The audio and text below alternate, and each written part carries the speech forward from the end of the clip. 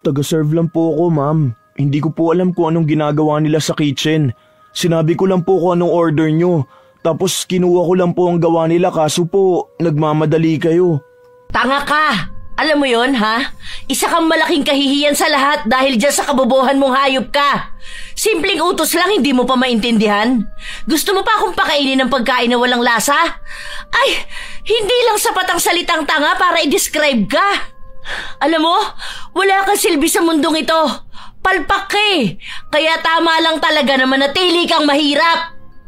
Wala namang bayad ang pagiging mabuting tao.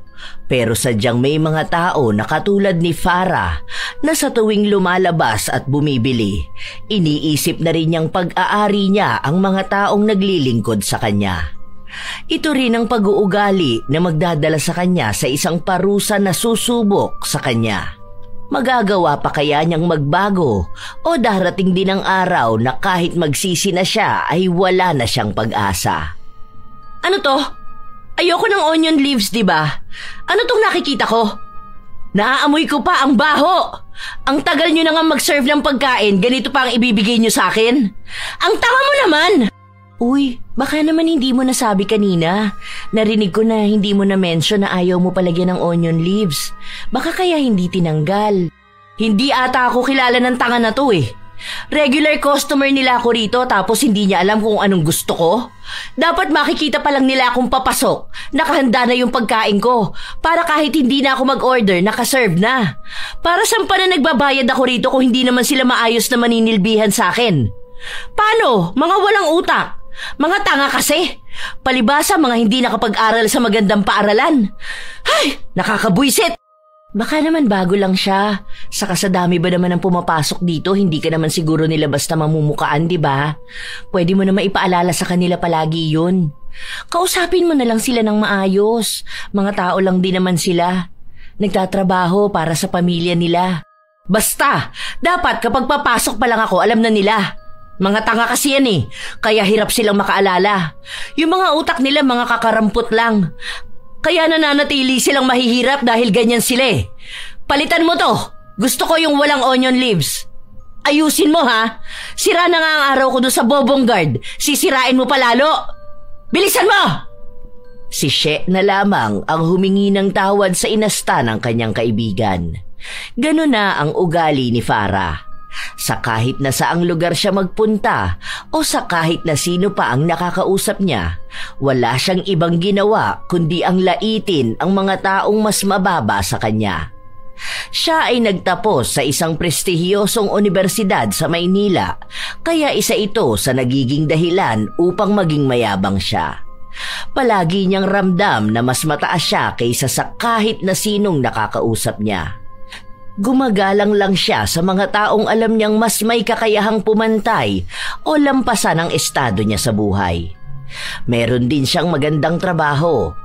Dahil sa kanyang ugali, walang ibang tao ang nakikipagkaibigan sa kanya maliban na lang kay She, na matagal na niyang kakilala at galing din sa magandang pamumuhay. Isang araw, magkasabay ang dalawa na pumasok sa trabaho. Habang naglalakad sila, nakita nila ang isang matandang janitor na naglilinis sa daraanan nila. Ay hala, sorry po basa po yata ang sahig. Hindi naman po marumi ang sandalyas ko. Tara, dito na lang tayo sa gilid dumaan, Farah. Bakit ako mag-a-adjust? Trabaho niyang lampasuhin ang sahig dahil yun ang nababagay sa kanya. Kaya huwag ka mag-sorry dyan. Kahit dumihan mo pa ang sahig, lilinisin niya pa rin yan. Alipin lang naman yan dito sa company. Kahit na, kawawa naman siya. Matanda na rin siya Kumbaga, paggalang na lang din sa tao. Hindi naman siya mukhang kagalang-galang. Ang ginagalang mga kalinya ng CEO. Yung malalaki ang pera, ang mga sahod. Hindi yung ganyan na sinasahod sa isang araw, pangkape ko lang ng isang inuman. Wala rin naman niyang pinag-aralan, kaya anong karapatan niyang galangin? Oy, ikaw, She, tigilan mo yung pagiging ganyan mo ha. Baka isipin ng mga ganyang mahihirap na tao okay lang na yung mayayaman pa ang gagalang sa kanila. Simula pa lang, alam na nila ang lugar nila. Iba pa rin kasi. Hindi naman sa estado ng buhay nakatingin kung gagalangin ng isang tao. Kahit naman sino pwede. Malamang kaya nga siya nagtatrabaho dahil may pamilyang naghihintay ng makakain galing sa pinaghirapan niya. At least sila lumalaban ng patas, di ba? Galing sa paghihirap nila ang sahod nila. Wala na akong pakialam doon. Kung hindi nila kayang pantayan ng sahod ko, mababang klase lang sila ng tao. Saka bakit kailangan panggalangin ng mga taong hindi naman matatalino, di ba? May batas ba na pinatupad? Makukulong ba pagka hindi ka gumalang ng mahihirap? Baka kapag ganun, iisipin ng mga mahihirap na yan na kailangan tayo ang yuyuko sa kanila. Ang kakapal naman ng mga mukha nila. Wala nga. Ang sinasabi ko, tao din sila. Wala naman yan sa taas ng pinag-aralan o sa magandang trabaho o kung magkano ang sahod nila eh. Pakikipagkapwa-tao lang ba? Malay mo isang araw, di ba? Hihilingin mo rin ng tulong nila. Ako? Hihiling ng tulong sa kanila? Nagpapatawa ka naman yata. Ano namang maitutulong sa akin ng mga yan? Tumutulong lang yan sila kapag may kapalit na pera. Mga mukhang pera. Mga timawa kasi. Never akong hihingi ng tulong sa kanila, no? May pera ako, kaya meron akong pambayad sa kahit na ano. Bago nila ako tulungan, sana sarili nila ang tulungan nila. Mga mukha silang kawawa. Kahit na anong paliwanag kay Farah, hindi pa rin nagbabago ang tingin niya sa mga tao. Kahit nangitian man lang sila, hindi niya ginagawa. Sa pagpapatuloy ng araw, kung sino-sino na lang ang nakakarinig ng panlalait mula sa dalaga. Kahit na saan siya magpunta, hindi siya aalis nang walang napapaiyak dahil sa masasakit na salitang sinasabi niya. May mga nawawala ng trabaho, ang iba naman ay tila nawawala na rin ng gana sa buhay. Kapag naman may nakikita siyang tao na nagsusumikap sa buhay, binababa niya rin ang mga ito at sinasabihan na mananatili lang silang mahirap. Hanggang sa isang araw, bumalik siya sa palagi niyang kinakainan. Iba na ang order niya, kaya nang dumating sa kanya, galit na naman siya. Ano to? Gusto mo bang ingudgud ko ang mukha mo rito? Ma'am, mali po bang naibigay ko? Sandali lang po. Ito ang order ko pero nasa ng onion leaves? Ang sabi po kasi sa akin ayaw niyo raw po nun kaya hindi po nilagyan. Sige po, lalagyan ko na lang po. Pasensya na po ma'am, bago lang po ako rito kasi simula ko lang po. Bobo ka!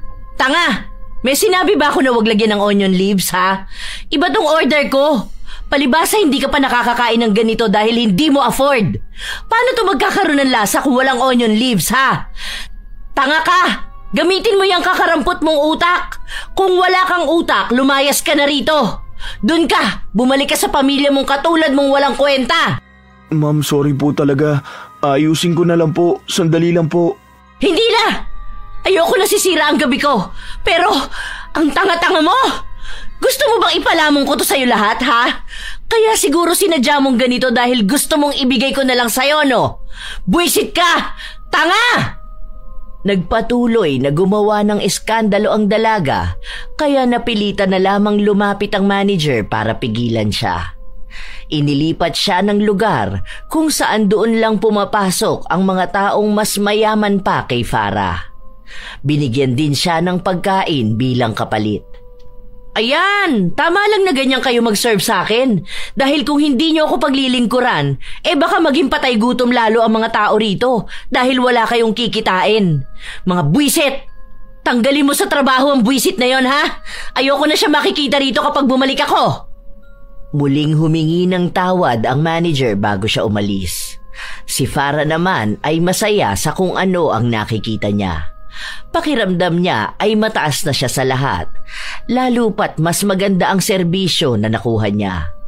Kumuha siya ng litrato para ipakita sa lahat kung gaano na siya mas nakakaangat sa buhay. Hanggang sa kinabukasan, nang magkita sila ng kaibigan ay ipinagmalaki niya pa ang ginawa niya.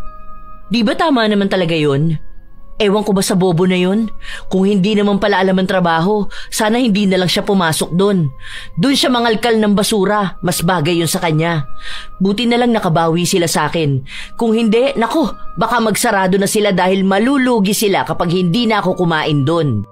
Sinabi naman ng bata na working student siya, di ba? Tapos first day niya. Sana inisip mo na lang yun. Pwede mo naman sabihin na gusto mong palagyan ng kung ano-ano yung pagkain mo. Saka nung nakaraan, nilagyan nila tapos ayaw mo pala. Huwag siyang maging tanga para hindi ako magalit sa kanya. Alam mo naman na sa lahat, ayoko yung maliit ang utak. Bakit pa siya mag-aaral Wala naman pala siyang pantustos.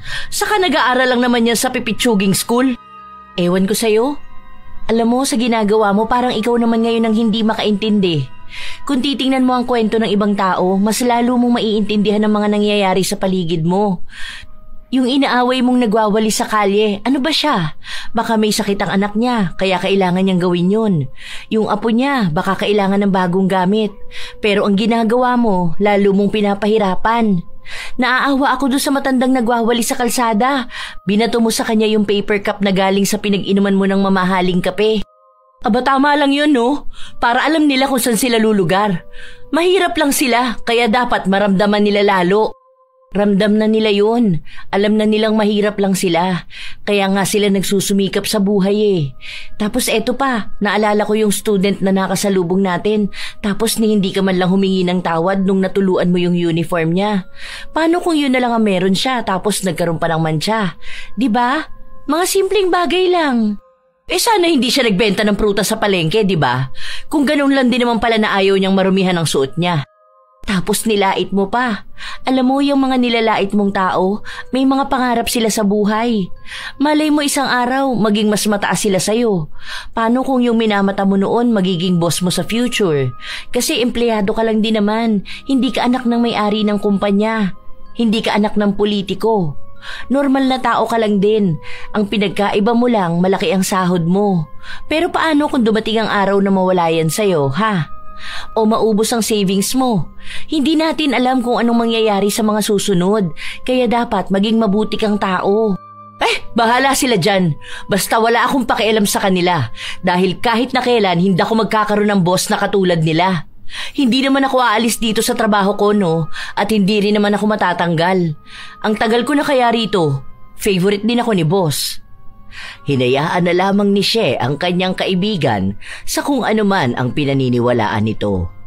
Pero sa tuwing naririnig o nakikita niya si Farah na nanglalait ng mga mahihirap ay pinagsasabihan niya pa rin ito. Isang hapon, nang umuwi si Farah sa bahay, naabutan niyang katatapos lang maglinis ng kinuha niyang kasambahay. Bakit nandito ka pa? Di ba sabi ko sa'yo ayokong maaabutan ka kapag uuwi ako? Naaalibadbaran ako sa pagmumukha mo. At isa pa, sinabi ko sa'yo na huwag kang uupo sa sofa ko. Hindi yan pwedeng upuan ng mga mahihirap. Mamaya may virus ka, maiwan mo pa sa gamit ko. Ano, nakalimutan mo na ba? Alam mo na ayaw ko ng tanga, di ba? Humingi ng tawad ang babae dahil napagod lang daw siya. Paalis na rin naman siya at nagpapahinga lang. Hindi niya napansin ang oras kaya hindi niya agad nakita na uuwi na si Farah. Baka kasi bobo ka at hindi ka marunong tumingin ng oras. Simple na nga lang ang sinabi ko sa'yo, hindi mo pa rin gets. Alam mo, kulang sa sustansya yung utak mo. Paano? Ano ba naman kinakain ng mahihirap, ha? Puro mabahong daing, sardinas, itlog, o kung ano-ano pang pagkain lang dapat ng aso. Ay, nakakadiri. Kinikilabutan ako kapag naiisip ko. Lumayas ka na nga rito. Teka, hindi mo ginamit ang CR ko, ha? Naku, sinasabi ko sa'yo, ayoko may ibang umiihi doon. Nababalot ng kaartehan ng dalaga at ang malala pa ay winisikan niya ng alkohol ang tagalinis na para bang isa itong nakakadiring dumi na nasa kanyang harapan. Kinabukasan, wala silang pasok sa trabaho, kaya nagpasama si Farah sa kaibigan na magpunta sa mall. May balak siyang bilhing bagong gamit. Sa mall na sila nagkita dahil may pinuntahan pang iba si She. Habang naglalakad ang dalaga, may napansin siyang magandang bag, kaya pumasok siya sa loob para tingnan ito. Habang naglalakad siya sa loob, may isang babae na panayang sunod sa kanya. Ano ba? Bakit sunod ka na sunod sa akin? Hindi mo ba kayang mapirmi dun sa malayo? Ayoko sinusundan ako, ha? Hintayin mong tawagin ka bago ka lumapit sa akin. Nakakairita ka masyado, Para kang aso. Humingi ng tawad ang babae. Tumayo na lang siya sa isang gilid. Ilang sandali pa ay may hinawakan na bag ang dalaga. Tiningnan niya ito at mukhang nagustuhan. Nasaan na yung staff? Ano? Nasaan ka na? Ngayong tinatawag kita, ang bagal mo namang kumilos. Gusto ko ng ibang kulay nito. Pinaliwanag sa kanya ng babae na yun lang ang kulay na meron sila dahil yung isang naiiwan ay may nakabili na. Hindi pwede. Gusto ko nga ng ibang kulay. Hindi mo ba maintindihan, ha? Baka naman tinatago mo dahil iniisip mo na hindi ko kayang bumili nito. Gusto mo pati ikaw biling ko. Ikaw lang ang hindi afford tong ganitong bag dahil 1 taon mo na tong sahod. Kung bibili ka ng ganito, baka magdildil kayo ng asin ng pamilya mo. Ibibigay mo sa akin ang gusto ko o hindi ako bibili para malugi kayo. Nagmatigas ang babae at sinabi na bayad na yon. Kahit nakausapin niya pa ang manager, hindi rin ibibigay sa kanya dahil VIP nila ang nakabili nun.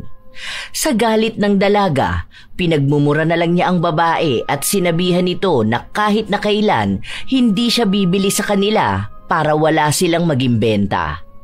At kapag nangyari yon ay magsasara ang kanilang negosyo. Naiinis na lumabas si Farah. Patuloy siyang nagsasalita at kahit na may mga nakakarinig sa kanya at inaakalang nababaliw na siya, wala siyang naging pakialam. Ilang sandali lang din ay dumating na ang kanyang kaibigan. Oh, akala ko nakakita ka na ng bibilihin mo. Sa 2nd floor yun eh. Umakyat ka na ba? Hindi pa. Nagtitingin ako ng bag. Naiinis nga ako doon sa isang babae eh. Mukha atang tingin niya sa akin eh, wala akong pera. Ang tanga niya sa part na yun. Paanong walang pera? Anong klase? Ayaw ba naman ibigay sa akin yung ibang kulay dahil nabayaran na ng VIP nila? Ang kapal na mukha, di ba? Ayaw niya lang kamo kasi naiinggit siya sa akin na ako kaya kong bumili nun habang siya nananatiling mahirap. Baka naman kasi may mga may-ari na talaga. Yung VIP na tinutukoy nila, yun yung mga bumibili sa kanila ng halos milyon na ang inaabot. Sila talaga ang priority lalo na kapag may bagong design or limited edition. Oo, alam kong kaya mong bumili ng bag na yun, pero hindi doon sa level ng pang VIP. Sus! Kaya ko rin yun. Hindi ko lang ginawa dahil sila lang ang makikinabang. Tama na nga, bibili pa ako ng bagong washing. Habang pumipili ng bibilhin ang dalaga, patuloy din silang nag-uusap ng kanyang kaibigan. Kung saan-saan na rin napupunta at kung sino-sino na rin ang dinadamay ni Farah. Madalas niyang kwento ay ang tungkol sa isa nilang katrabaho na bagong pasok lang. Minamaliit niya ito dahil isa raw breadwinner ng pamilya. Palagi niyang inaasar kapag wala yung pambili ng mamahaling kape o hindi niya nakikitang bumibili ng pagkain sa labas. Kahit na sinasabi ni She na hindi naman dapat pinapansin ang ganong bagay, wala pa ring pakialam si Farah. Hanggang sa nakapili na siya ng gamit at babayaran na niya. Cash or card? Credit card? Oh, malaki credit limit ko dyan. Huwag mong basta-bastahin yan dahil hindi ka magkakaroon yan. Marami akong card dito. Sabihin mo lang kung anong gusto mong gamitin. Hindi naman tinatanong. Gusto ko lang sabihin sa kanya para kilala niya kung sinong kausap niya. Baka mamaya isipin niya na mahirap lang akong katulad niya na hindi rin kayang bumili ng ganyan. Huy, sobra ka naman magsalita. Paano kung may ganyan sila sa bahay nila? Afford ba ng minimum wage earner yung ganyang gamit? Pwede siguro sa home credit, no? Tapos mga pobre, hindi na nila huhulugan. Ang kakapal ng mga muka, kaya hindi sila umaasenso eh. Oh, ingatan mo yung bagong bili kong washing ha. Kapag nasira mo talaga yan, baka wala kang sahuri ng ilang buwan. Nako, sinasabi ko sa'yo, mamumuti talaga ang mga mata mo dahil kahit asin hindi ka makakabili. Napapailing na lamang si She at siya na lang ang humingi ng tawad sa babaeng nag-aasikaso sa kanila. Kahit na hindi siya ang pinagsasalitaan, ramdam niya na nasasaktan din ang babae. Sino ba naman ang hindi bababa ang tingin sa sarili kung makakarinig ng ganong mga salita? Yon ang palaging pinapaalala ni She sa kaibigan, na bawat isa ay may pinagdaraanan sa buhay. May mababa mang sahod o malaki. Hindi na kailangan pang ipaalala sa mga tao kung kakarampot lang ang sinasahod nila dahil alam naman na nila sa sarili nila ang ganong kalagayan. Ang lagi lang sagot ni Farah, kung sana raw ay nag-aral ng mabuti ang mga taong yun, magkakaroon sana sila ng magandang buhay. Bago sila umuwi, pumunta muna sila sa kainan na palaging pinupuntahan ni Farah. Nang makita siya ng mga tao roon, halos mataranta na naman sila. Kawawa naman ang mga tao rito, binigyan mo yata ng trauma. Siguro ayusin mo na lang kapag kinausap mo sila o kung may hihingin kang favor. Ha? Naririnig mo ba sinasabi mo? Regular customer nila ako, dapat kilala na nila ako. Dapat alam nila kung ano ang gusto ko. Dahil sa oras na hindi nila ako sundin, alam na nila ang mangyayari sa kanila. Mawawalan sila ng trabaho at mapapahiya pa sila. Sakit mo sa ulo? Nang dumating na ang kanilang order, halos manginig pa ang kamay ng waiter. Andito ka pa rin palang bobo ka? Kailangan ko po kasi ng trabaho, ma'am. May sakit po ang nanay ko at ako na lang po ang tumutustos sa amin ng mga kapatid ko. Nag-aaral po kaming lahat. Mag-aaral ka tapos di ka pa rin naman naasenso sa buhay. Mananatili ka lang sa pagsisilbi sa aming mga mayayaman. Sige na kuya, okay na tong order namin. Salamat ha. Ngumiti lang ang binata bago siya umalis. Si She naman ay pinagsabihan ulit ang kaibigan na walang ibang pinapakinggan.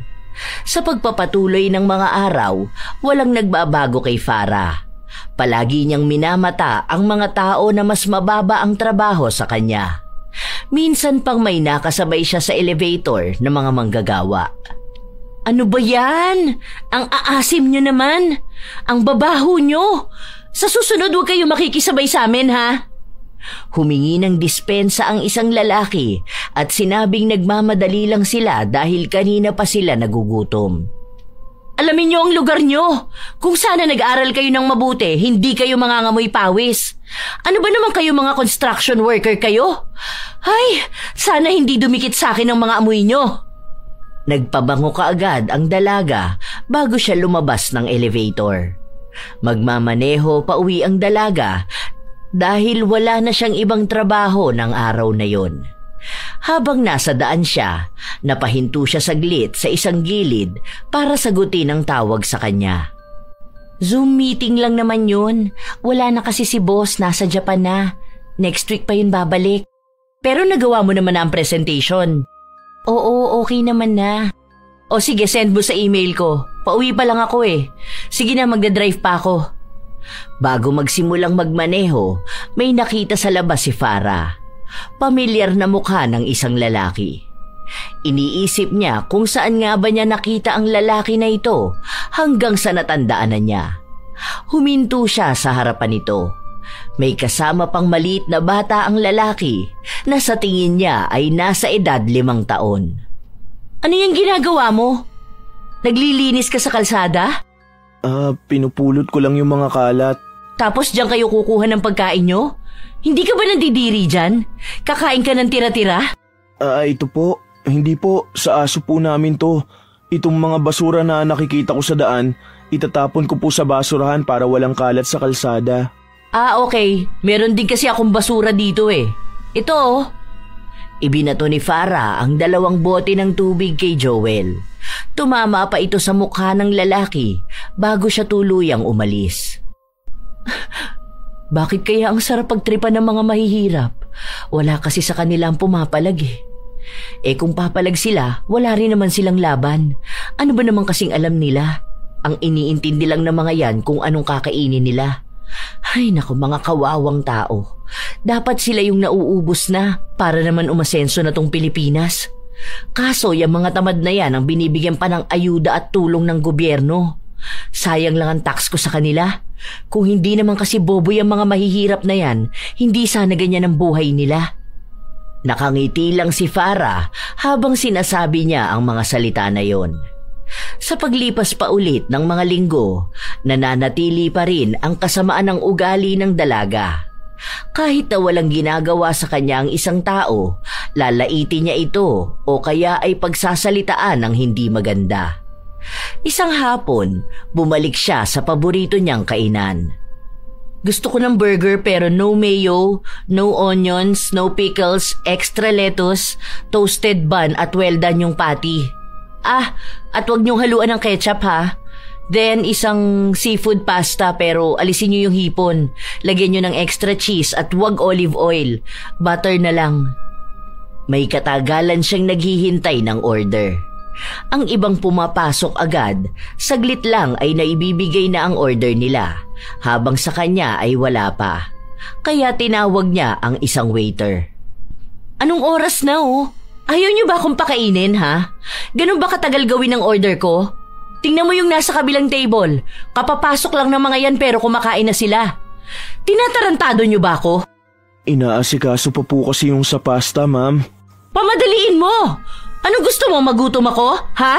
Kanina pa ako nandito, pero yung order ko wala pa. Mga punyeta kayo! Bilisan mo!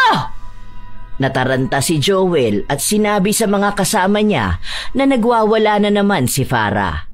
Kaya kahit na hindi pa ganoon kaayos ang luto nila, ibinigay na nila ito sa dalaga. Nang tikman ni Farah, doon siya mas lalong nagalit. Ano to? Bakit wala man lang lasa? Walang laman tong burger ko. At sinabi ko na ayoko ng lasa ng hipon, di ba? Ma'am, pinatanggal na po yung hipon sa order niyong seafood pasta. Nalalasahan ko pa rin yung seafood. Kaya nga pinatanggal ko para walang ganong lasa. Tapos ang dry nitong burger ko. Ano to? Ganito ko lang kakainin? Wala man lang kahit na anong sauce, ha? Ang tanga mo naman kung iniisip mo na makakain ko to ng maayos. Ang tagal mo kung pinaghintay ng order ko tapos ito lang palang ibibigay mo sa akin, ha? Taga-serve lang po ako, ma'am. Hindi ko po alam kung anong ginagawa nila sa kitchen. Sinabi ko lang po kung anong order nyo. Tapos kinuha ko lang po ang gawa nila kaso po nagmamadali kayo. Tanga ka! Alam mo yon ha? Isa kang malaking kahihiyan sa lahat dahil dyan sa kabobohan mong hayop ka. Simpleng utos lang hindi mo pa maintindihan. Gusto mo pa akong pakainin ng pagkain na walang lasa? Ay, hindi lang sapat ang salitang tanga para i-describe ka. Alam mo, wala kang silbi sa mundong to. Palpak ka eh. Kaya tama lang talaga na manatili kang mahirap. Ma'am, mali naman po na magsalita kayo ng ganyan. Sinunod ko lang naman po ang gusto nyo eh. Wala po talagang kahit ano sa burger nyo. Ayaw nyo po ng mayo at kahit na ketchup. Saka po seafood pasta po ang order nyo. Kahit po tanggalin ang hipon dyan, maglalasa pa rin po yung seafood. Ang kapal ng mukha mong pagsabihan ako ng ganyan. Wala kang karapatan dahil customer ako. Customer is always right. Baka hindi mo yan maintindihan dahil English yan ha. Bobo ka pa naman. Alam mo, gutom na ako tapos ganito pa ang kakainin ko. Nakakawalang gana bumalik dito sa restaurant nyo. Paano? Lahat kayo rito mga tanga. Lalo ka na. Sa lahat ng nakilala ko, ikaw ang pinakawalang kwentang tao. Kaya mahirap ka eh, kasi wala kang utak. Walang utak. Yang kapasidad ng utak mo kakarampot lang. Kaya kahit anong gawin mo, hindi ka talaga aasenso. Wala kang silbi, kaya mamamatay kayo ng pamilya mo sa kahirapan. Hindi na nakakibo pa ang binata. Kusa na lang tumulo ang kanyang mga luha. Sobrang bigat makarinig ng mga ganoong salita, lalo na't may pinagdaraanan din siya sa buhay na walang ibang nakakaalam. Dahil sa galit ni Farah, dumating ulit ang manager para humingi ng tawad sa nangyari. Pinalitan ang pagkain niya at sinabi na hindi na ulit mangyayari ang ganon. Huwag niyong paalisin sa harapan ko yan lalaki na yan. Gusto ko yumuko lang siya habang kumakain ako. Bastos yang hayop na yan eh. Sinasagot-sagot ba naman ang customer? Sana sa susunod yung kukunin yung tao marunong naman gumalang sa customer. Kung puro ganyan ang kukunin nyo, naku ewan ko na lang kung hindi kayo magsara ng tuluyan.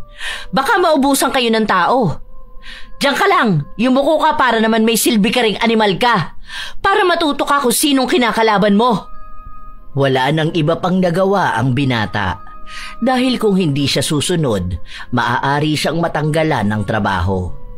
Hindi yun pwede, lalo pat kailangan niya ng pera para may pampalibing siya sa ina na kamamatay lang.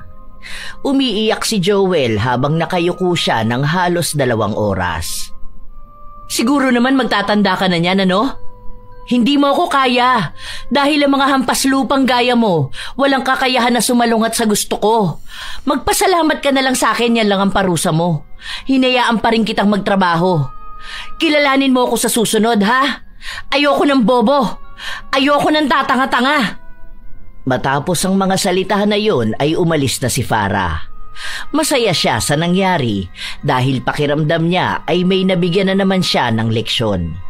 At nakikita ng mga tao sa paligid niya, wala talaga silang kakayahan para kalabanin siya. Kung ano ang gusto niya, yun lang dapat ang masunod. Ilang araw pa ang nakalipas, kung sino-sinong tao na naman ang pinagsalitaan niya ng masama. Wala siyang pakialam kung ang mga salita na yon ay magdadala sa isang tao sa kadiliman ng buhay nila. Kung masasaktan ba sila o kung tuluyan silang mawawala ng pag-asa sa buhay. Ang mahalaga lang para kay Farah ay tumaas ang tingin ng iba sa kanya. Isang araw, habang abala sa trabaho si Farah, napansin niyang may laman pa ring basura ang kanyang basurahan, habang sa iba ay wala na. Kaya tinawag niya ang matanda na nangongolekta nito sa opisina. Hay, ano ba naman yan? Puro na lang rason. Walang ibang ginawa kundi gumawa ng rason na hindi nakita. Andyan lang yan sa ilalim ng mesa ko. Gamitin mo kasi ang mata mo at utak mo para hindi ka maging ganyang kabobo. Kaya taga-kolekta ka lang ng basura eh. Bilisan mo! Kamayin mo yan kung kinakailangan. Nakakainis to! Hindi niya talaga makikita yan. Nakasiksik ba naman yan sa ilalim? Saka hindi siya masyadong makakayuko. Matanda na yan oh. Yun na nga, matanda na siya, nagtatrabaho pa siya. Kung sana nung bata pa siya, inayos na niya ang savings niya para kapag tanda niya, hindi na siya ganyan naghihirap. Yan ang isa sa problema ng mga mahihirap eh. Walang mga plano sa buhay. Hindi naman siguro sa walang plano.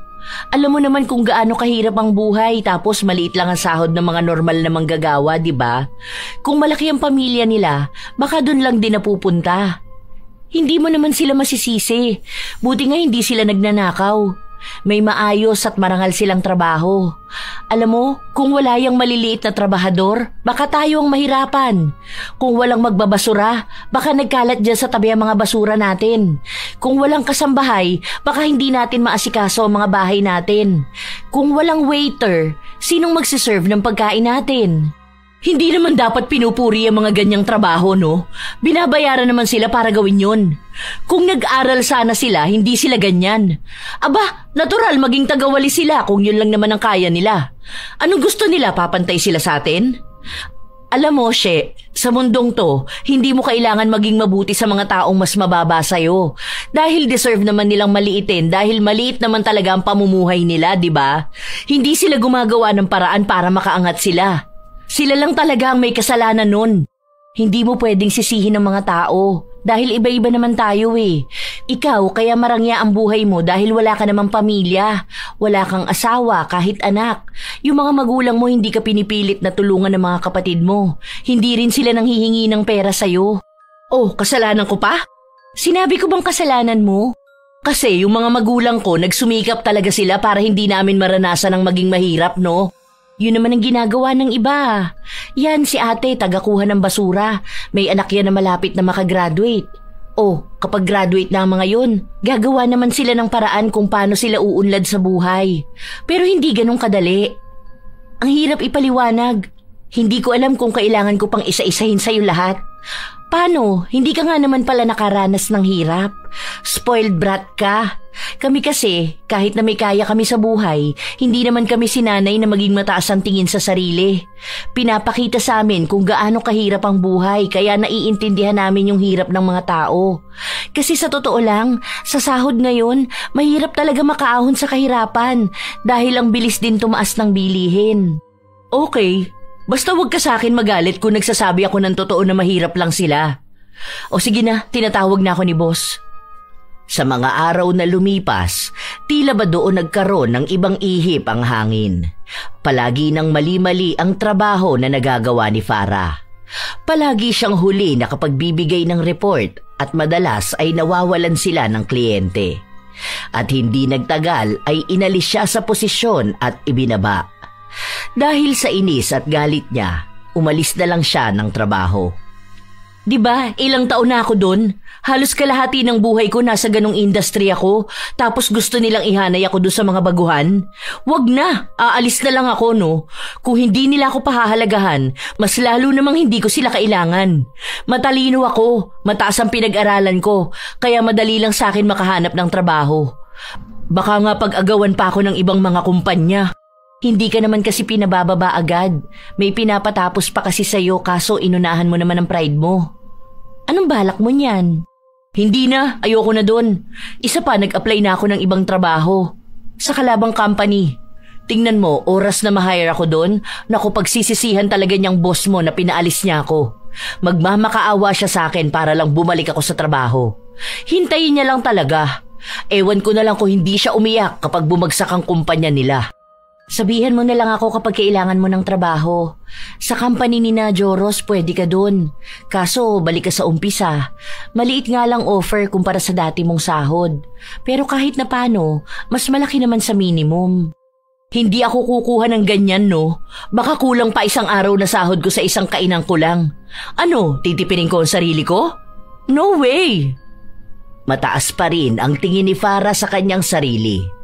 Pero ilang buwan na ang lumipas, wala pa rin siyang makitang trabaho.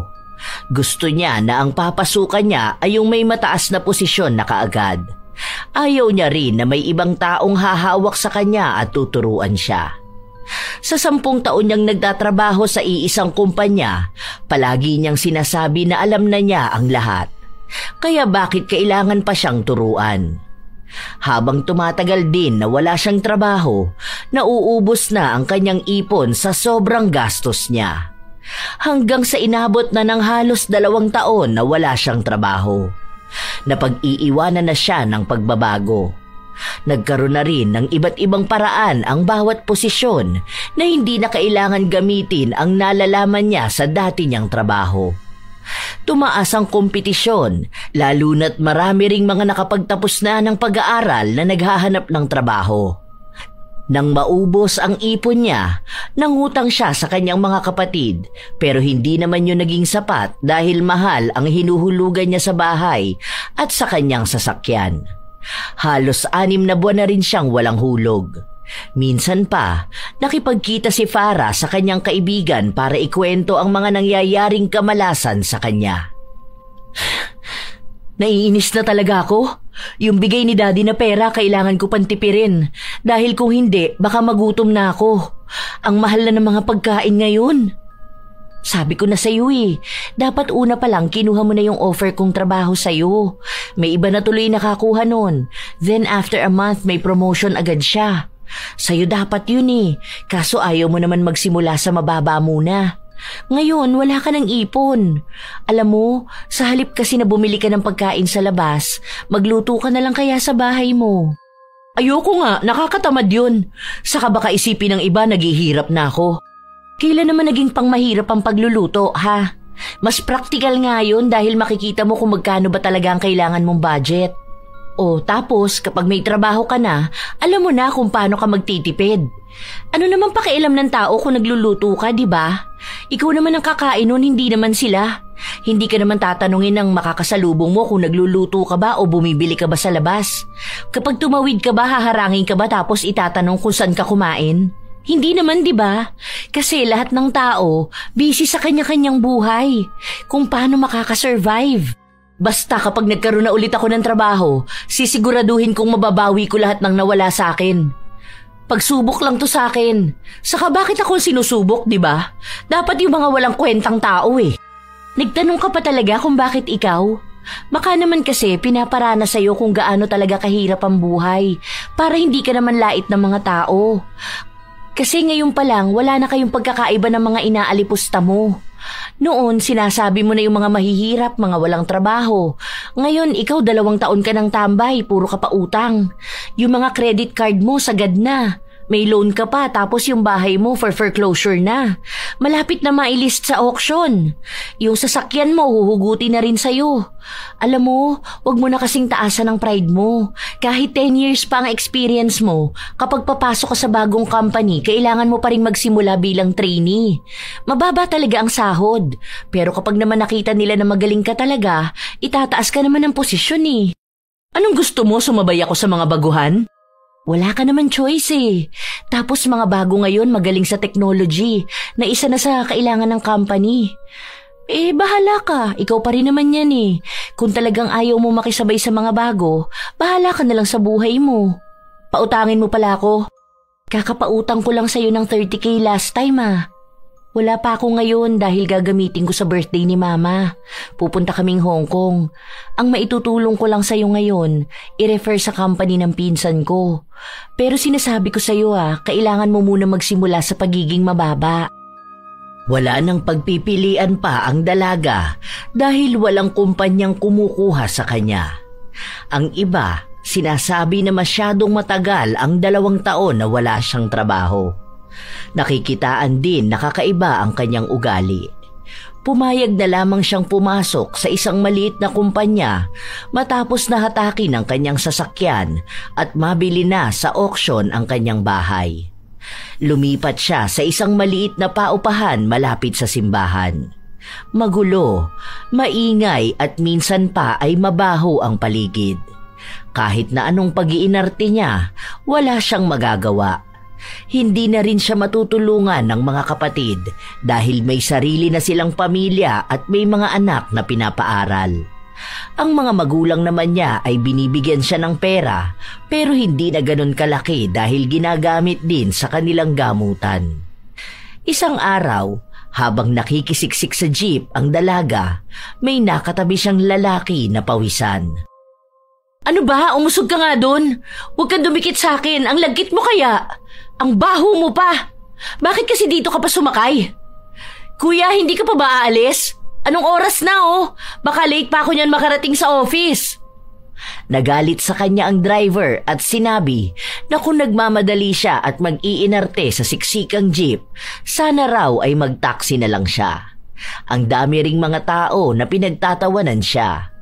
Kahit na kailan, hindi pa napahiya ng ganon ang dalaga.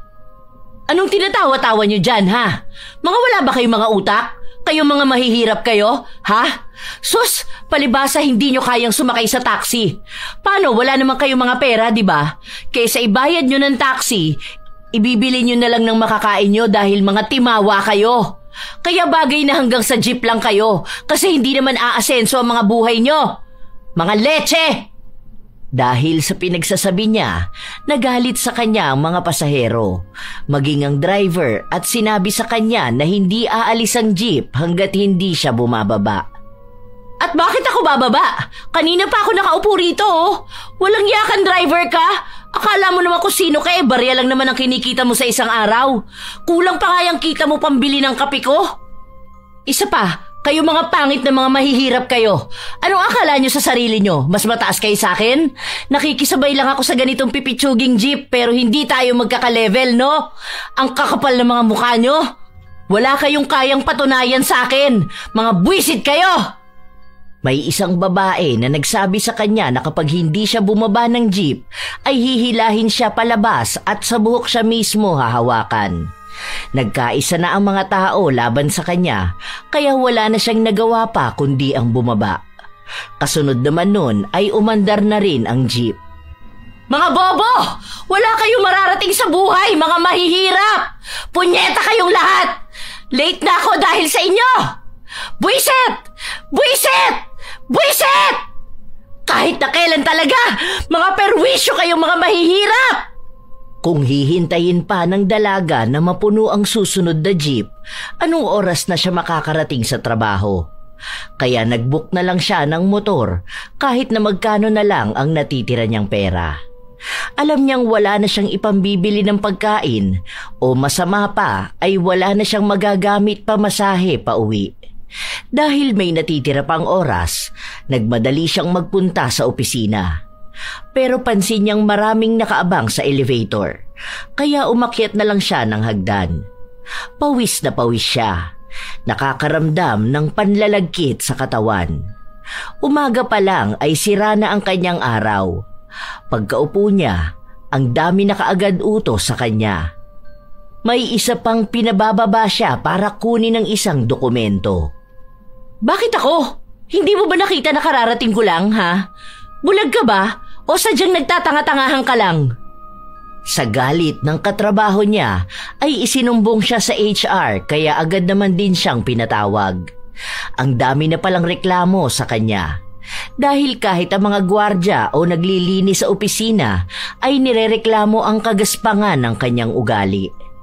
Sinabi na kung hindi siya magbabago, baka hindi na siya abutin sa susunod na buwan dahil patatalsikin siya sa kumpanya. Nais na umapilan ng dalaga pero wala naman siyang laban. Wala siyang kapangyarihan dahil mas mataas na ang kumausap sa kanya. Habang pinapagalitan siya, may pumasok na isang lalaki. Pamilyar ang mukha nito. Kung tama ang kanyang pagkakaalala, ito ang dating waiter sa pinagkakainan niya. Ang lalaki na pinayuko niya ng 2 oras. Oh, anong ginagawa mo rito? Kokolekta ka ba ng basura? Ayos part-time job mo pagkatapos mo maging waiter? Pasensya ka na, madam, pero senior manager ako rito. Ayos yung pangarap mo Ikaw magiging senior manager? Isang waiter na bobo at walang kwenta lang noon? Aba kung totoo yan, unfair sa akin na nag-work ng 10 years sa isang malaking kumpanya tapos magiging office staff lang dito ng maraming trabaho pero ang baba ng sahod. Hindi naman makatarungan yan. Hindi ko rin alam. Basta nag-apply ako after graduation. Nagkaroon ng trabaho tapos na-promote. Bakit ako nagpapaliwanag sa'yo? Isa ka lang namang office staff. Wow! Ang tapang mo naman pala. Akala mo naman permanente na sa'yo yung trabaho mo. Ma'am, ganito pala ang mga staff dito. Mukhang kailangan natin magpatupad ng fine para sa mga empleyadong pangit ang pag-uugali, no? Or warning letter para sa termination. Subukan mo! Magrereklamo ko. Ewan ko kung hindi mapasara tong kumpanya. Nakakainsulto ang pagtawa ni Joel, lalo na't hindi makaganti si Farah. Sa araw-araw na palagi silang nagkakasalubong, galit na galit ang dalaga. Palagi siyang nagrereklamo kung kailan tataas ang kanyang posisyon. Pati ang kakilala ng kanyang kaibigan sa kumpanya na siyang nagpasok sa kanya ay nakukulitan na rin. Si She na lang ang kinausap nito para pagsabihan ng kaibigan. Isang araw, walang pasok ang dalaga, kaya pinuntahan siya ni She sa bahay nito. Wala kang ref? Binenta ko nung nakaraan, wala akong pera Pero sabi naman ni kuya kapag may pera na ulit siya, pahihiramin niya ako. Kapapanganak lang kasi ng asawa niya. Ang kalat naman ng bahay mo. Naluloka ako sa'yo, te. Ang ingay pa, dinig na dinig yung ingay sa labas. Oo, mga squammy attitude. Naiirita nga ako sa mga mahihirap na yan Walang ibang ginawa kundi ang magsigawan. Minsan ang baho pa, ang panghe. Hindi ko alam kung may umiihi ba sa tapat ng pinto ko. Nai-stress na ako rito, grabe. Gusto ko na ulit mag-loan ng bahay. O kaya hahanap ako ng kondo yung malapit lang sa work ko. Kaya mo na ba yun? Ang mahal ng kondo sa Pasay Ewan ko ba, kapag na-promote na ako. Ano bang sabi ng friend mo? Pumayag na ba siya na i-endorse ako sa boss? Kasi unfair talaga kung yung kinuha ng boss maging senior manager dating waiter. Mahirap lang yun Mukhang sa mababang university lang din yun nakapagtapos. Kumpara naman sa akin. Ako, marami na ako napatunayan sa buhay Yun na nga ang dahilan kaya nagpunta ako rito. Good news? Hindi. Nagpunta ako rito para sabihin sa yung utang na loob naman. Huwag mo namang guluhin at kulitin si Kuya Mike. Naiinis na siya sa akin Kung makikita naman daw ng boss ang kaya mong gawin, siya mismo ang magdadala sa'yo sa mas magandang posisyon. Pero 3 months ka pa lang daw sa company, tapos halos lahat ng tao doon nakaaway mo na. Baka sa ginagawa mo, bigla ka nalang mawalan ng trabaho. Ewan ko na lang talaga kung saan kita ipapasok na trabaho. Papangit talaga record mo kapag natanggal ka dahil sa attitude mo. Oh! Ako pa ngayon ang may kasalanan na tanga sila kaya napagsasabihan ko? Te, Hindi ka senior manager, hindi ka CEO para mag-attitude sa mga tao doon ha. Bit-bit mo pa rin yung ganyang ugali mo. Please naman, magbago ka na, para din naman sa'yo eh. Tingnan mo nga nung nakaraan, yung nagtitinda ng pagkain sa labas ng company nyo, inaway at nilait mo pa. Wala na kayong pagkakaiba ng mga taong nasa paligid mo. Kaya ang lakas ng bagsak mo eh. Ang taas naman kasi ng tingin mo sa sarili mo. Bakit? Kasalanan ko ba na totoo namang mataas akong tao? Hindi ako papantay sa kanila, no? Ako, nakapagtapos ako ng pag-aaral. May maayos na trabaho. Hindi ko alam bakit ako nakikisiksik sa pangit na bahay.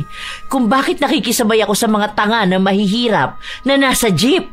Hindi dapat ganito ang buhay ko. Dapat mas maganda. Hindi mo pa rin ba talaga gets? Akala ko ba matalino ka? Malay mo nangyayari ang ganyan sa'yo dahil akala mo hindi na mawawala sa'yo ang magandang buhay para laitin ang mga taong nakatira sa maliit na bahay. Akala mo habang buhay kang nakasasakyan, habang nagagalit ka at minamaliit ang mga naka-jeep. Tapos akala mo sa'yo lang pwede ang mataas na posisyon, kaya wala kang galang sa mga maliliit na trabaho. Baka kasi sa ugali mo. Ngayon na pinaparanas na sa'yo, wala ka pa ring pinagbago. Yun ang nakakainis. Hindi ko matatanggap yung ganyan. Hindi naman ako pinanganak na mahirap eh. Tapos gusto mong maranasan ko? Hindi ko gustong maranasan mo dahil nararanasan mo na. Baka way yan para maintindihan mo kung anong ibig sabihin ng mahirap na pamumuhay. Kung anong pakiramdam nila kapag nakatira sila sa magulong komunidad. Kung paano sila mapagod kapag nagko-commute. Kung paano magtrato ang mabababang posisyon. Yun ang ibig kong sabihin. Kung totoong matalino ka dahil galing ka sa mamahalin at magandang universidad, kaya mo yang intindihin. Hindi lang utak ang panlaban dyan, pati ang puso. Malalim na ang sinabi ni She, pero tila ayaw pa ring intindihin ni Farah ang nangyayari. Iniisip niya pa rin na mas mataas siya sa kahit na sino. Dumating pa ang araw na may isa siyang kapitbahay na nagbabasura ang minura at nilait niya. Kinabukasan, nagising na lang siya na ang daming basura sa tapat ng pinto. Mabaho, may mga patay na daga at mga nakakadiring basura. Nakaapak pa siya ng dumi ng aso. Galit na galit siya pero wala siyang ibang magawa kundi linisin ito. Lahat ng mga ginagawa niyang panlalait sa ibang tao, bumabalik lang sa kanya. Pahirap ng pahirap ang kanyang buhay. Isang araw, tambak siya ng trabaho at may isang report siya na kailangan niyang ibigay kay Joel. Oh, yan na yung pinapatapos mo sa akin. Ganyan ba dapat mag-abot? Ganyan ba dapat ang tono kapag nakikipag-usap sa mas mataas sa'yo? Anong gusto mong gawin ko? Yumuko na lang din ako sa harap mo ng 2 oras? 5 oras? Buong duty? Overtime? Alam mo, hindi ko alam kung bakit ganyan pa rin ang ugali mo. May natitira pa ba sa'yong ipagmamalaki mo, ha? Aba marami pa. Ang utak ko. Ang kakayahan ko sa trabaho na hindi mo rin naman matututunan. Talaga? Kasi sa pagkakaalam ko, ilang beses nang nagrereklamo ang katabi mo. Dahil ang hirap mong turuan gumamit ng PowerPoint. Ang dami mo rin daw hindi maintindihan sa Excel. Hindi mo rin kaya mag-share files. Ano bang ipinagmamalaki mong kakayahan? Yung mga luma ba? Na hindi na kailangan ngayon? Anong utak? Yung pinag-aralan mo? Pareho naman na tayong may natapos Nauna ka lang nakagraduate. Pero hanggang ngayon, standard mo pa rin yung university na pinagtapusan mo. Hindi naman na yan ang hinahanap ngayon. Kahit sa mumurahing university magtapos ang isang tao, ang gusto na nila ngayon yung kakaiba yung skills. At yun ang wala ka, dahil ang naipon mo lang naman ang skills mo sa panlalait ng kapwa mo. Wala akong pakialam sa'yo ha. Gusto mo akong tanggalin sa trabaho? Tingin mo ba kapag ginawa mo yon makakaganti ka na sa ginawa ko sa'yo noon? Hindi pa rin. Kasi kahit naman anong gawin mo, isa ka pa rin namang mahirap. Nakakabilib ka. Wala naman ang natira sa'yo kundi ang kayabangan mo. Hindi ko na kailangan pag-aksayan pa ng oras na alisin ka sa trabaho. Baka mauwi ka pa sa pagiging palaboy sa kalye. Kasi sa totoo lang, matagal na ako nakaganti sa'yo. Yung ganti ko na yon, hanggang ngayon pinaghihirapan mo pa rin. Hindi ka makakawala dun dahil sa kasamaan niyang ugali mo. Akala ko nga kapag nagkita tayo, medyo makakaramdam ako ng awa Pero ngayon, tama pa rin pala talaga ang ginawa ko. Nawala bigla yung konsensya ko. Parang hindi ka nagbago eh. Mas lumaalala pa. Huwag mo akong maliitin na mahirap ha. Dahil di hamak naman mas may kaya na ako kesa sa'yo. Hindi mo na ako pwedeng maliitin. Dahil mas mataas na ako sa'yo. Pasalamat ka na lang, hindi pa ako ganun kasama. Aba dapat lang na hindi ka maging masama. Dahil wala naman yang yaman mo eh. Hindi naman yan kayang pantayan ng anumang meron ako. Sorry ah, pero yung isang araw mong sahod, pinambibili ko lang ng pagkain ng aso ko. Napakayabang mo naman! Oh, bakit nagagalit ka? Di ba ganyan naman ang sinabi mo sa akin noon? Kahit na kailan hindi ko makakalimutan nung pinatayo mo ko ng 2 oras. Habang nakayuko ako sa'yo, minumura mo ko at ang pamilya ko. Alam mo ba kung anong pinagdaraanan ko nung araw na yon ha? Namatay ang nanay ko. Pero kailangan ko pa rin pumasok sa trabaho dahil kailangan namin ng pera. Nagluluksa ako.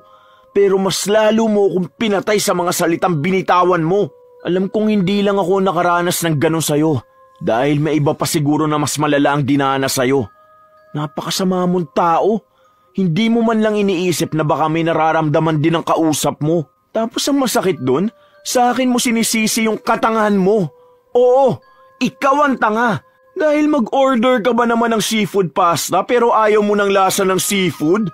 Sa sobrang taas ng tingin mo sa sarili mo, hindi ka naging handa sa lagapak mo. Deserve mo naman yan eh. Para alam mo kung anong pakiramdam maging mahirap. Para naman maipamukha sa'yo na sa mundong to, wala kang kayang ipagmalaki. Dahil kahit anong bagay, pwedeng mawala sa'yo. Pansamantala lang naman to, dahil alam ko naman na makakaahon din ako. Eh ikaw, nagkapera ka lang naman ng konti, akala mo kung sino ka na, di ba? Sa paningin ko, isa ka pa ring mababang tao. Isa ka pa ring mahirap na alipin lang dapat. Halatang walang direksyon ang buhay mo. Naliligaw ka na talaga ng tuluyan. Okay, kung yan ang paniniwala mo, wala akong magagawa. Alam mo kung sinong totoong mahirap, ha? Hindi ang mga taong may trabaho na basurero o waiter o janitor. Ang mahirap na tao ay ang matalinong walang alam sa buhay. At ikaw yon. Ang refleksyon mo ang nakikita mo sa paligid mo. Kaya ikaw ang nakakaawa. Hindi ang mga taong mababa ang trabaho. Kung ipagpapatuloy mo yung ganyang pag-uugali, ewan ko na lang, baka hindi ka na talaga makaahon. Baka sa susunod makikita na lang kita, ikaw naman ang naglilinis ng kalat sa kalsada. Hindi dahil sa wala kang pinag-aralan, kundi dahil pinarurusahan ka na ng mas malala. Tandaan mo itong mga salita ko ha, dahil darating din ang isang araw na ang mga minamaliit mong tao ang hihingan mo ng tulong. Sana mag-ingat ka sa minamaliit mo, dahil may mga determinadong tao na gustong umangat sa buhay. Walang pakialam ang dalaga sa sinasabi ni Joel. Basta ang alam niya, siya lang ang tama.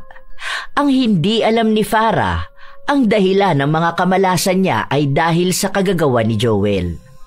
Noong araw na sobrang sama ng kanyang loob, ipinakulam siya nito. Hindi ganti sa pisikal niyang anyo o ang pagkakaroon ng sakit, kundi ang bumagsak ang lahat ng kanyang kabuhayan. Ang bumigat ang kanyang buhay at maging mahirap. Simula noon, hindi na nga naging magaan pa ang kapalaran ng dalaga. Pinahirapan siya ng mundo. Sa katunayan, nais naman ni Joel na magpatawad kung sana ay makikita niya lang na nagbabago ang ugali ni Farah.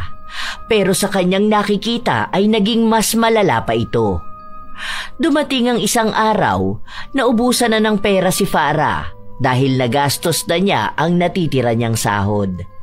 Humingi siya sa kanyang kapatid pero hindi siya mabigyan dahil marami rin silang gastos at nag-aabot sa kanilang mga magulang na may sakit. Iisa na lang ang kayang tumulong sa kanya. Ito ay ang kanyang kaibigan na si She. Gutom na gutom ka naman dyan. Hindi pa talaga ako kumakain buong maghapon. Dito na lang ako sa bahay mo. Ayoko na doon sa squatter. Hindi ako makapagpahinga. Huy, hindi pwede. Kasama ko kaya ang boyfriend ko rito. Alam mo naman yun, ayaw niya na may ibang kasama sa bahay. Hindi naman ako ibang tao. Pautangin mo na lang ako pang down sa kondo. Te, ano naman ang ipapautang ko sa'yo? Lahat nasa savings ko para sa kasal namin. Bakit ikaw ang gagastos? Bakit kasi hindi ka nag-asawa ng mayaman? Bakit kaya hindi ikaw ang mag-asawa para naman makalipat ka ng bahay? Ay, wala palang tatagal sa ugali mo. Ikaw nakakarami ka na sa akin ha. Para kasi Joel, walang ginawa kundi ang laitin ako. Nakakainis na tuloy. Kung totoo naman yung panlalait niya, walang totoo sa mga sinasabi niya. Sige na, pautangin mo na ako kahit 120k lang. Hanggang 500 pesos lang kaya ko. Magkano sahod mo isang kinsenas? Hindi umaabot ng 10k. Tapos pamasahe mo pa, pagkain mo pa. Ang sabi ko naman kasi sa'yo, magtipid ka. Magluto ka na lang sa bahay nyo. Ano yun, 400 per meal mo? Hindi lang 3 times a day ka kumakain. May kape-kape ka pa. Nasa 600 a day ka lang tapos ang gastos mo almost 1k. Sanay ako sa ganun eh. Alangan naman bigla ako magbabago. Anong iisipin nila? Iisipin nino. Iintindihin mo pa sila wala ka nang makain no? 3 araw pa bago sahod mo. Wala ka rin pamasahe. Hindi na kumibo pa ang dalaga. Ilang araw pa ang lumipas kung kani-kanino na lang siya nangungutang. Pati mga gamit niya ay isinasanla na niya.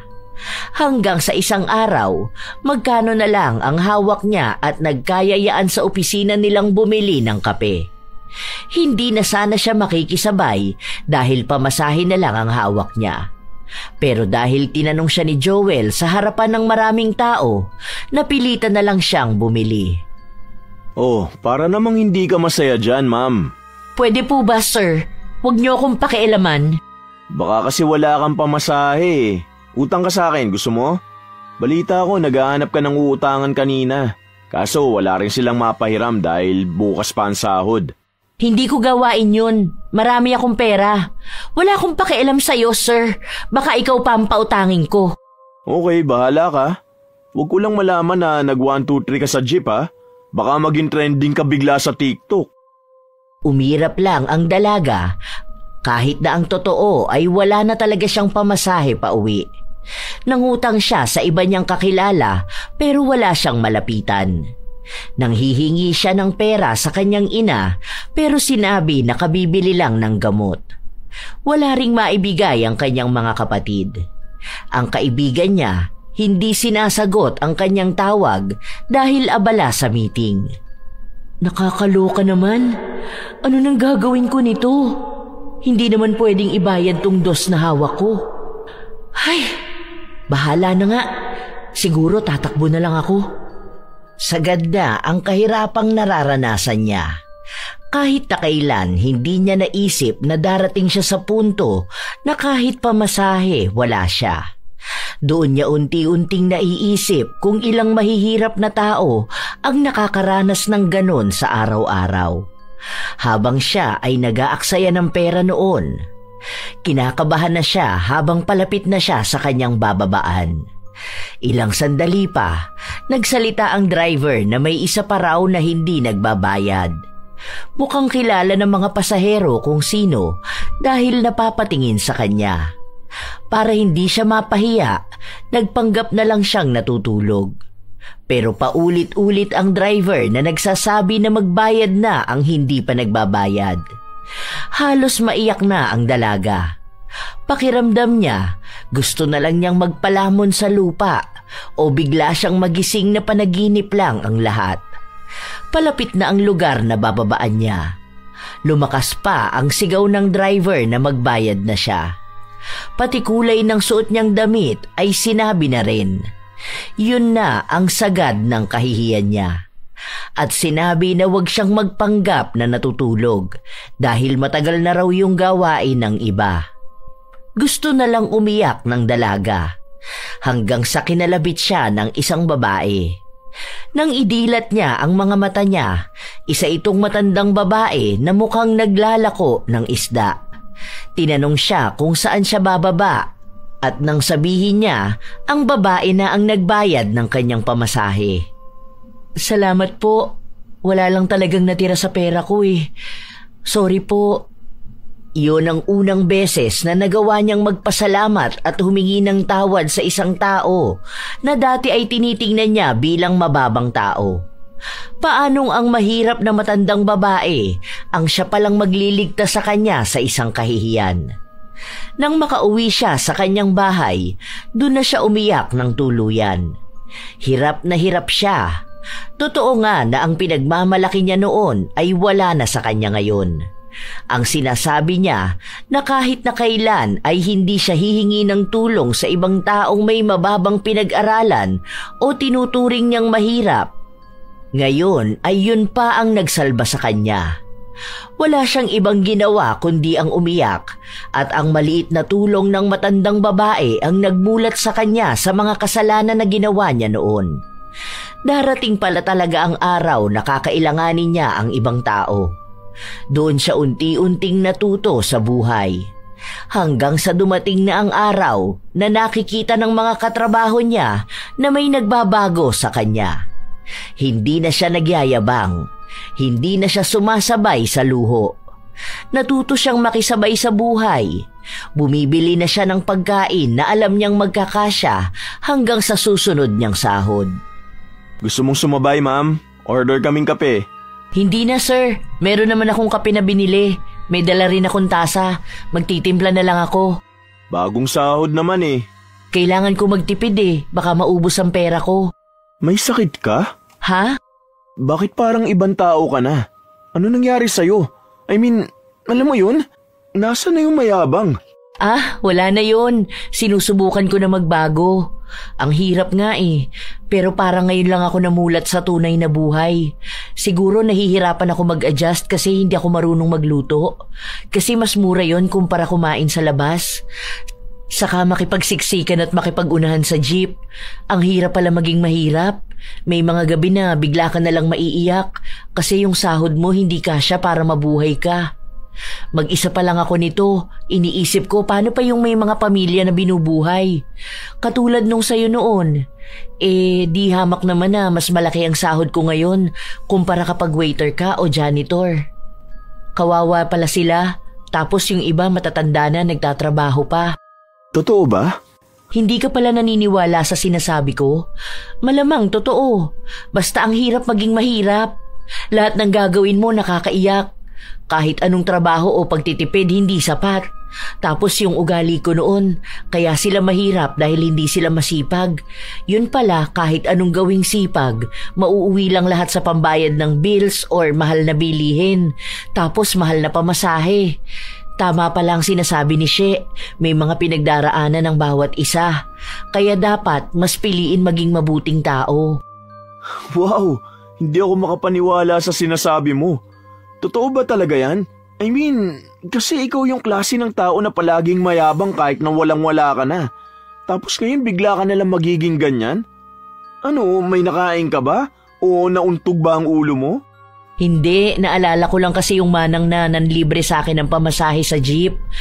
Mukhang kinita niya pa yung barya na yun tapos tinulungan pa ako, di ba? Natouch lang ako.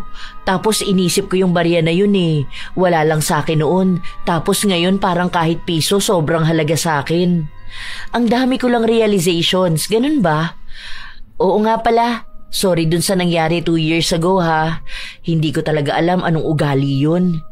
Kasi ngayon kapag naaalala ko yung ginawa ko, naiinis ako sa sarili ko. Kasi kung ako yung nasa kalagayan na ganun, baka talagang maiiyak at magtatanim ako ng galit.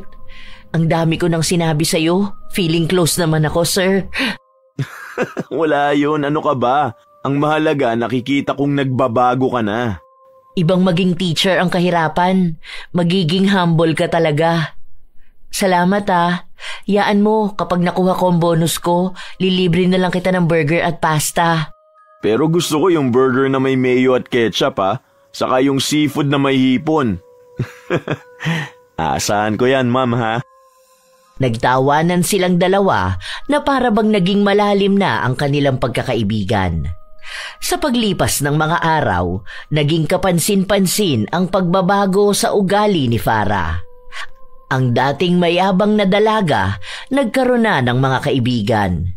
Hindi na siya tumitingin sa estado, pinag-aralan o trabaho ng isang tao para kausapin at galangin niya. Natutuwa naman si Joel sa nakikita niyang yun, kaya unti-unti niya ring pinapaalis ang kulam na pinagawa niya sa dalaga. Ang mahalaga sa kanya, si Farah na mismo ang gumagawa ng paraan para gumaan ang kanyang buhay. Sa paglipas ng panahon, umaayon na ulit ang magandang tadhana para sa dalaga. Nagkaroon na ulit siya ng magandang posisyon sa kumpanya. Tumaas ang sahod hanggang sa nakalipat na siya sa mas magandang bahay. Natutuwa rin ang kanyang kaibigan dahil sa tuwing lumalabas sila, hindi na nanlalait si Farah. Hindi niya minamaliit ang mga tao na mas mababa kaysa sa kanya. Mas inuunawa na niya ang lahat. Sinasabi niya rin na mas maganda palang makita ang mundo kung mas lalawakan lang ang pangunawa sa sitwasyon ng bawat isa. Nakakaramdam din siya ng awa sa mga taong mahihirap, kaya minsan ay tinutulungan niya ang mga ito, lalo na kung kaya naman niya. Alam niya kasi ang pinagdaraanan nila. Ang kakapusan sa pagkakakitaan habang ang mga bilihin ay pataas ng pataas. Ang daming naiiwan sa ibaba. Meron talagang mga tao na hindi iniisip ang nararamdaman ng iba. Hindi ginagalang ang mga taong sa tingin nila ay mababa lang. Nagiging bastos makipag-usap dahil inaakala nilang mas lamang sila sa lahat ng bagay. Nakakalimutan nilang ang paggalang ay hindi nasusukat sa pera, posisyon o itsura, kundi sa kung paano mo tratuhin ang kapwa mo. Ang mga ganitong ugali ay nagpapakita lamang ng kababawan at hindi ng tunay na galing. Hindi naman kailangan maging mayaman, matalino o makapangyarihan para maging mabuting tao. Ang kailangan mo lang ay puso. Pusong marunong rumespeto at umintindi. Dahil sa totoo lang, walang trabaho na mababa. Ang waiter, janitor, cashier o kahit sino pang simpleng manggagawa, sila ang haligi ng araw-araw nating buhay. Kung wala sila, wala ring maayos na mundong gagalawan ang mga nagmamagaling. Kaya kung may pagkakataon kang mamili, kung magiging mabait o mapagmataas, piliin mo pa ring maging mabait. Hindi mo kailangang apakan ang iba para umangat. Minsan, yung mga marunong yumuko ang mas pinapahalagahan ng tadhana. Sa kanila umaayon ang magandang biyaya. Huwag iayon sa sweldo ang pagrespeto dahil bawat isa ay may pinaghuhugutan sa buhay at may dahilan kung bakit sila kumakayod. Para sa sariling pangarap o para sa pamilya. Bawat sentimo na kinikita nila ay mahalaga. Huwag ka rin sanang maging dahilan ng paghihirap ng iba. Ang pagdagdag ng kanilang suliranin at ang pagbaba ng kanilang tingin sa sarili. Huwag ka ring mangmamaliit ng trabaho. Dahil baka isang araw, sa hindi mo inaasahang pagkakataon, ang dati mong kinukutya ay ang taong mas mataas na sayo. Baka sa sobrang taas ng tingin mo sa iyong sarili, magugulat ka na lang na ikaw na ang titingala sa kanila. Kaya laging tatandaan na mas mataas pa rin ang taong marunong rumespeto kaysa sa taong puro kayabangan lang ang alam. Minsan talaga ay mapaglaro ang tadhana, mga apo. Kaya bilin ko sa inyo na galangin nyo ang anumang trabaho. Kung marangal naman itong ginagawa ng isang tao para sa kanyang pamilya. Kung nagkamali man ang isa, maaari naman itong kausapin ng mahinahon at maayos. Dahil baka isang araw, bumalik lang sa'yo ang ginagawa mo. Kayo ba, naranasan nyo ng maliitin ng iba dahil sa inyong trabaho? Ano naman ang inyong opinyon sa ating bagong kwento? Ibahagi nyo naman at nais ko itong mabasa. Shout out sa ilan sa mga masusugid na tagapakinig ng mga istorya ni Lola Telang. Dennis Diga, Mergy Jade Aroza, Jappy Portes, Christian Totica, Maria Benitez, Nick Nieva, Celestine Lu Palarisan, Mary Jane Rico, Margarita Galang, Ana Orada, Malia Torres, Lot Antonio, Alexa Ann Pasyon, Hayashi J. Megan, Julie. Shout out din sa inyo. Joe Nanaman, Emma Dumato, Rizalyn Comprasyon, Monet Taningco, Jen Alikaykay, Milrose Demate, Josephine Okoli ng Nigeria, Nilda Dultra, Mind Rants, Tim Ong It, Wilson Ares at kay Lolo Carlos Ereno na lagi raw nakaabang sa bagong episode. Lynn Pedro, Cristina Adolfo, Miss Zeng 90, Almira Olarte. Salamat sa mga komento nyo tungkol sa istorya. Corazon Dumaulaw, Ma'am Shilin Lin, Ella May, Evan Irevere, Elez Zel, Ros V. Ferrer, Enriquita Alsola, Rizen Rael, Jackie Lou Palma, Raymart Guzman, Jessica Styliano, Roda Bieri, Yolanda Ausa, Donna Riparip, Irisabela Tuazon, Cassandra Cory, Cola Lona, It's Me Neri Domingo, Virgil Torre, Sheila Awais Muhammad, Dulce Imai, Vistal Aubrey, Eva Marie Fidelin, Ruth Ann Migano, Lynn Tuban, Richard Rivera, Ken Megan Migumi, Mirna Alfaro, Lalaine Fabroa Tejada, Willaine Elicano, Violeta Buhay, Mary Jane San Juan, Emma Daher, Leonora Francisco, Jenica Brosula, Rose Dioso, Red Smaling Ligot, Posiano Guerrero, Rosemary Laudencia, Luz Viminda Ebreo. Shout out din sa aking mga solid na apo na pasensya na dahil hindi ko na maisa-isa dahil masyado nang humahaba ang ating listahan. Ito ang inyong Lola Telang at maraming salamat sa lagi inyong pagsubaybay mga apo. Taga-serve lang po ako, ma'am. Hindi ko po alam kung anong ginagawa nila